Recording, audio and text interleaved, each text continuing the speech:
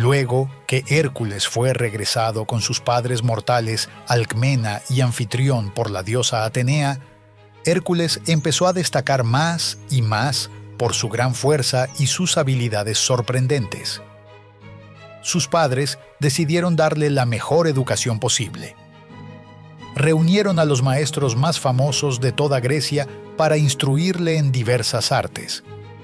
El primero fue Eurito de Ecalia, un arquero excepcional, nieto de Apolo. Con paciencia enseñó a Hércules el uso del arco y la flecha. El joven aprendió a sentir el viento, calcular distancias y predecir el vuelo de la flecha. Luego llegó Autólico, maestro de la lucha. Este hombre astuto enseñó a Hércules más que simples técnicas. Le mostró cómo leer el cuerpo de un oponente, anticipar sus movimientos y usar tanto la inteligencia como la fuerza en el combate. Hércules combinaba su poder natural con la astucia. Su padre, Anfitrión, le enseñó a conducir carros. Pasaban tardes en los campos, el polvo elevándose bajo las ruedas mientras Hércules aprendía a dominar los caballos. Cástor, uno de los dioscuros, instruyó a Hércules en el arte de la guerra. Le enseñó estrategia, tácticas y el manejo de varias armas. Más allá de la técnica, Cástor le inculcó el código del guerrero: honor, valor y lealtad. No obstante, fue bajo la tutela del centauro Quirón donde Hércules encontró una verdadera guía. Quirón no era un centauro cualquiera. Hijo del titán Cronos y la ninfa Fílira, poseía conocimiento y bondad sin comparación. Se decía que era inmortal y que dominaba diversas artes y disciplinas, desde la medicina hasta la astronomía. Zeus, queriendo lo mejor para su hijo, decidió que el centauro sería el mentor ideal para Hércules. A los 10 años, el joven semidios fue enviado al monte Pelión para iniciar su aprendizaje. Sin embargo, no todo fue fácil en su educación. La música resultó ser su punto débil. Su maestro, Lino, hermano de Orfeo e hijo de Apolo, intentaba enseñarle la lira y el canto. Pero Hércules, con sus grandes manos más aptas para las armas que para las cuerdas de la lira, luchaba por dominar el instrumento. La frustración crecía en ambos. Lino perdía la paciencia ante la torpeza musical de Hércules. El joven se sentía humillado por su incapacidad para dominar un arte que parecía natural para otros. Un día, la situación estalló. Lino, impaciente por otro intento fallido de Hércules, golpeó al muchacho. Fue un error fatal. Hércules, con su gran fuerza y su carácter explosivo, reaccionó sin pensar. En un momento de ira, devolvió el golpe con la misma lira que tanto le costaba tocar. El impacto fue mortal. Lino cayó sin vida, víctima de la fuerza que había intentado educar. Hércules se horrorizó al ver lo que había hecho. Por un momento pensó que ese sería su fin. En el juicio que siguió, Hércules citó una antigua ley de Radamantis y argumentó que había actuado en defensa propia. Aunque evitó la condena, el incidente lo marcó. Su padre, viendo el peligro que la fuerza incontrolada de su hijo podía representar, tomó una decisión drástica: enviar a Hércules al campo, lejos de la civilización, para que cuidara de los rebaños familiares. A los 18 años, Hércules era un joven grande y musculoso. Su cuerpo se había desarrollado de forma asombrosa que se decía que su estatura alcanzaba casi los 2 metros. Por aquellos días, en las colinas de Citerón, un león gigantesco sembraba el terror entre los rebaños de Anfitrión, el padre adoptivo de Hércules. Los pastores temblaban de miedo. Los rebaños se dispersaban y la amenaza del león parecía no tener fin. Hércules, al ver el daño que esta bestia causaba a su familia, decidió enfrentarla. El joven héroe se dirigió a la ciudad de Tespias, donde el rey Tespio lo recibió calurosamente. El monarca quedó impresionado por la fuerza y el coraje de Hércules. Tespio tenía 50 hijas, todas ellas hermosas y en edad de casarse. Mientras Hércules planeaba cómo cazar al león, se hospedaba en el palacio del rey. Fue entonces cuando Tespio tuvo una idea peculiar. Quería que cada una de sus hijas tuviera un hijo con Hércules. El rey pensaba que así tendría nietos tan fuertes y valientes como el héroe.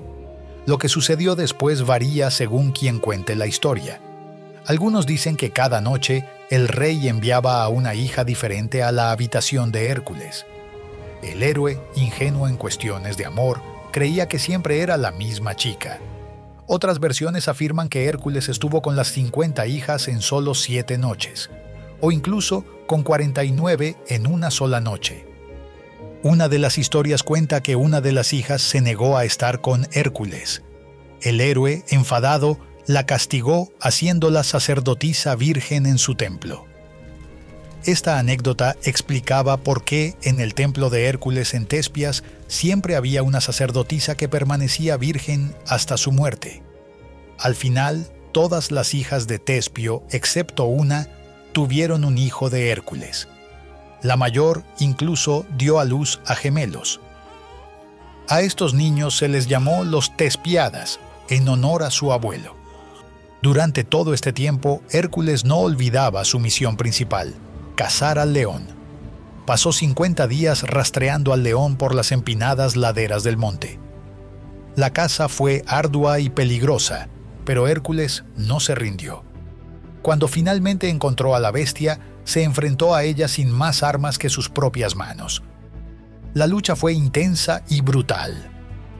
El león, conocido por su ferocidad, no era un oponente fácil, pero la fuerza sobrehumana de Hércules predominó. Tras un combate que puso a prueba todos sus límites, Hércules logró estrangular al león con sus propios brazos. Años más tarde, cuando los hijos de Hércules y las hijas de Tespio crecieron, el héroe decidió enviar a la mayoría a la isla de Cerdeña para fundar una nueva colonia. Los lideró Iolao, el sobrino de Hércules. Algunos se quedaron en Tespias y Tebas, donde se convirtieron en fundadores de familias nobles. En su viaje de vuelta, Hércules se cruzó casualmente con unos heraldos enviados por Ergino, rey de Orcómeno, para recaudar un tributo anual que los tebanos estaban obligados a pagarle. A Hércules le enfurecía tanto esta imposición y el arrogante comportamiento de los heraldos que les cortó las narices, orejas y manos y se las colgó con cuerdas alrededor del cuello, ordenándoles que se las llevasen a su rey como tributo.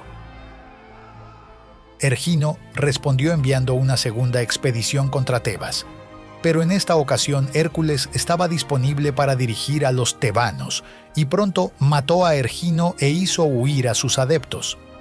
Luego obligó a los habitantes de Orcómeno a pagar un tributo a los tebanos, exigiéndoles aportar 2 veces lo que habían estado recibiendo.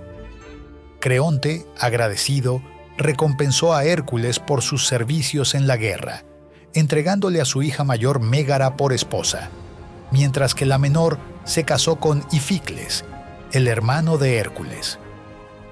Sin embargo, Ificles ya había tenido a su único hijo importante, Iolao, con una esposa anterior, Automedusa, hija de Alcátoo.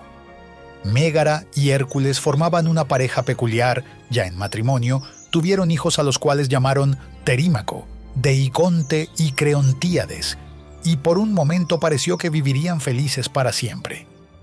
Pero, claro, eso sería demasiado aburrido para los dioses del Olimpo.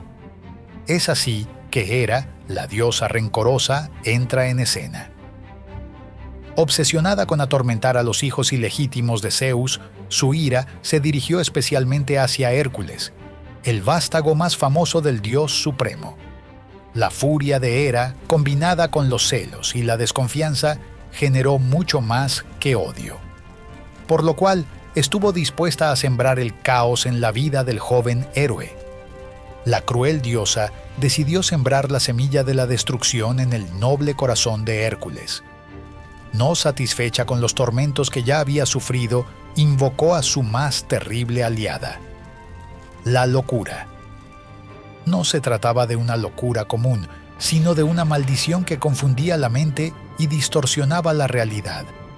Era una demencia que transformaba el amor en odio, la protección en peligro y a los seres queridos en terribles pesadillas. Sus pequeños, sus adorados hijos, se convertían ante su mirada enloquecida en monstruos amenazantes. Incluso su padre adoptivo era un jabalí rabioso. Fue entonces que la cacería comenzó. Hércules empuñó su arco. En su cabeza rondaba la frase: «Debo proteger al mundo». Mientras tanto, sus hijos, confundidos y aterrorizados, buscaban amparo de quien debía ser su protector. Los gritos de dolor y miedo de los niños se confundían con los alaridos triunfales de un padre que creía estar salvando al mundo. Uno a uno, los pequeños fueron cayendo, bien por las flechas o lanzados a una hoguera. El último de los pequeños, con una expresión de súplica, extendió su manita hacia Hércules. Por un instante, parecía que el semidios reconocía a su hijo. Pero la locura nubló nuevamente su juicio, así que la flecha voló hiriéndolo de muerte. Cuando estaba a punto de disparar una flecha contra su padre anfitrión, Hércules, en su desconsuelo y rabia, se encontró con la inesperada aparición de Atenea. La diosa, conmovida por el gran dolor del héroe, se compadeció y decidió intervenir. Sabía que las palabras hubieran sido vanas, entonces levantó una piedra especial, la Sofronister, conocida por su poder de infundir sabiduría y calma. Ella sabía que esta era la única salida para salvar a Hércules de sí mismo y evitar una catástrofe aún mayor. Con un movimiento ágil y preciso, Atenea lanzó la piedra, que golpeó a Hércules en el pecho. El impacto fue inmediato. Hércules, el invencible héroe lleno de fuerza y furia, se desplomó al suelo. Hércules cayó en un sueño profundo, un sueño que lo alejaba de la locura y del dolor que lo consumía. Se dice también que, en su locura, Hércules mató a 2 de los hijos de Ificles. Luego, mató a sus propios hijos, incluso arrancando al último del pecho de su madre. Si no fuera por la intervención de Ificles, también habría matado a Mégara. Ificles, además, salvó a su hijo mayor, Iolao. Al despertar libre de su ataque de locura, el semidios se encuentra con una escena terrible. Sus hijos, esos que solían corretear por la casa, yacían inmóviles, atravesados por sus propias flechas. Al mirar sus manos llenas de sangre, se dio cuenta que fue él quien atentó contra su propia familia. El horror de lo que había hecho lo llevó al borde del abismo. Quiso acabar con su vida, desesperado por el peso de su culpa. Sin embargo, su familia y amigos trataron de convencerlo de que una vez más ha sido víctima de las maldades de Hera. Al despertar, el semidios se encontraba libre de la locura que lo había poseído, pero la realidad que lo rodeaba era peor. Sus hijos, aquellos que eran motivo de su felicidad, yacían ahora inmóviles en el suelo, sus pequeños cuerpos atravesados por flechas. Miró sus manos cubiertas de sangre y el horror de la verdad lo dejó anonadado. Había sido él. Él había destrozado lo más preciado de su vida. «¡Mis hijos no!», gritó muy fuerte mientras caía de rodillas junto a los cuerpos inertes de sus hijos.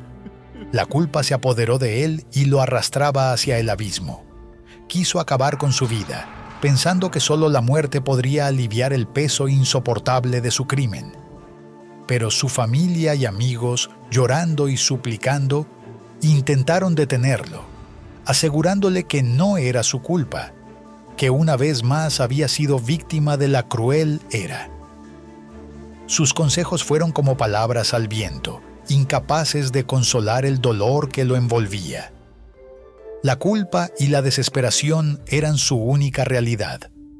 El semidios, roto y consumido por el remordimiento, permanecía allí, en el suelo manchado de sangre, incapaz de encontrar consuelo en las palabras de aquellos que aún lo amaban. Por lo tanto, el héroe decidió que no podía seguir junto a Mégara, a pesar de que la amaba mucho. temía que su presencia pusiera en peligro a ella o a sus seres queridos. Por un tiempo se exilió en tierras lejanas donde tuvo un tiempo para recapacitar. En su camino buscó primero a Tespio, un viejo anfitrión y amigo. Tespio realizó un ritual de purificación, una costumbre importante en la antigua Grecia para limpiar el alma de grandes pecados.